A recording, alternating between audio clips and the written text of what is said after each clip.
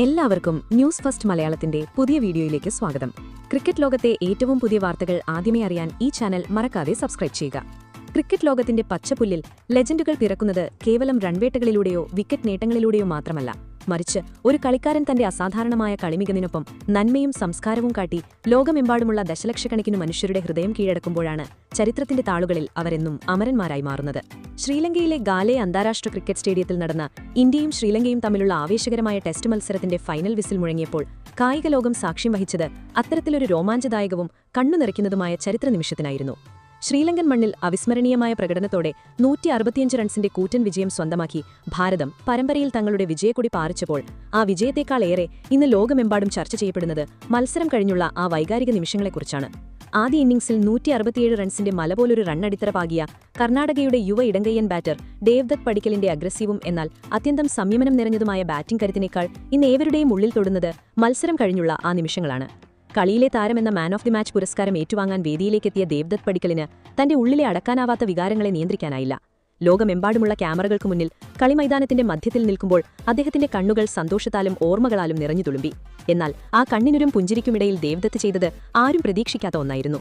തന്നെ തേടിയെത്തിയ man of the match trophy അരങ്ങേറ്റ മത്സരത്തിൽ തന്നെ അവിശ്വസനീയമായ ബോളിംഗിലൂടെ ശ്രീലങ്കയുടെ നട്ടെല്ലൊടിച്ച ഇന്ത്യൻ യുവ സ്പിന്നർ മാനവ് സുതാറിനും തന്ത്രപരമായ കളിയിലൂടെ ടീമിനു കരുത്തുപകർന്ന സീനിയർ താരം KL രാഹുലിനും അദ്ദേഹം സ്നേഹത്തോടെ കൈമാറി.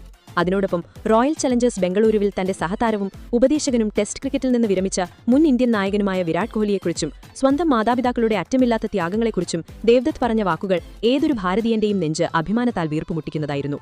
ഈ വികാരനിർഭരമായ നിമിഷത്തിന്റെ ആഴം മനസ്സിലാക്കണമെങ്കിൽ ഗാലയിലെ ആ ചരിത്ര പോരാട്ടത്തിന്റെ നാടകീയ മുഹൂർത്തങ്ങളിലൂടെ കടന്നുപോകേണ്ടതുണ്ട്. ടോസ് നേടി ഇന്ത്യ ആദ്യ ബാറ്റിംഗിനിറങ്ങിയപ്പോൾ സ്പിന്നിനെ തുണയ്ക്കുന്ന ഗാലയിലെ കഠിനമായ പിച്ചിൽ വമ്പൻ സമ്മർദ്ദമാണ് ടീം നേരിട്ടത്. പ്രഭാത് ജയസൂര്യയും രമേഷ് മെൻഡിസും നയിച്ച അപകടകാരികളായ ശ്രീലങ്കൻ സ്പിൻ നിരയ്ക്ക് മുന്നിൽ തുടക്കത്തിൽ തന്നെ നമ്മുടെ ഓപ്പണർമാർ പവലിയനിലേക്ക് മടങ്ങിയതോടെ ഇന്ത്യ പതറി.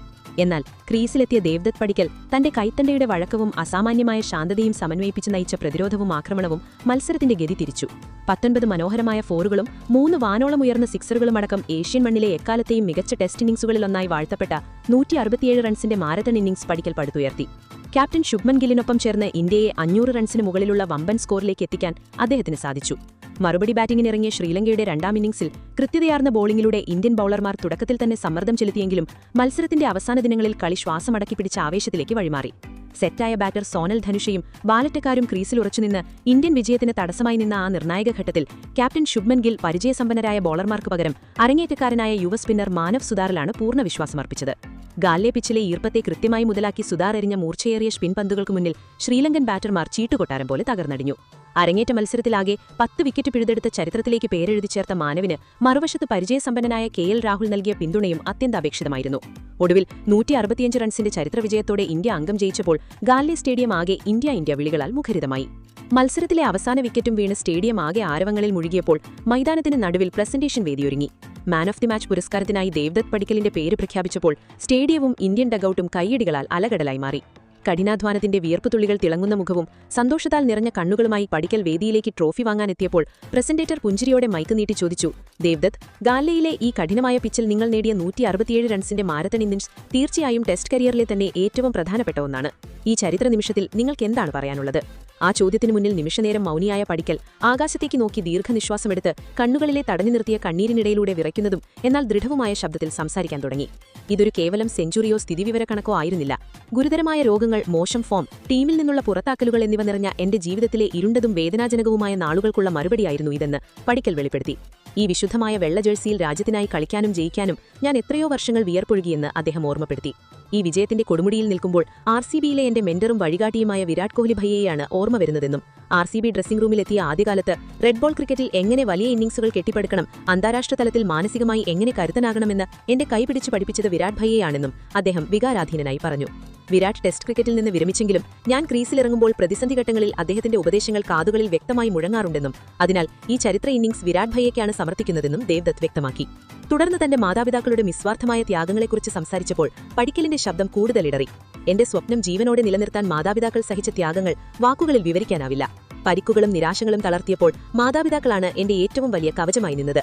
ഓരോ പുലരിയിലും വീണ്ടും എഴുന്നേറ്റ് പരിശ്രമിക്കാനും സ്വന്തത്തിൽ വിശ്വസിക്കാനും തോറ്റുകൊടുക്കാതിരിക്കാനും തനിക്ക് കരുത്തുപകർന്നത് അവരാണെന്നും ഇന്ന് ഞാൻ കൈവരിച്ചതെല്ലാം അവരുടെ പ്രാർത്ഥനകളുടെയും ആഗ്രഹങ്ങളുടെയും ഫലമാണെന്നും പടിക്കൽ പറഞ്ഞു.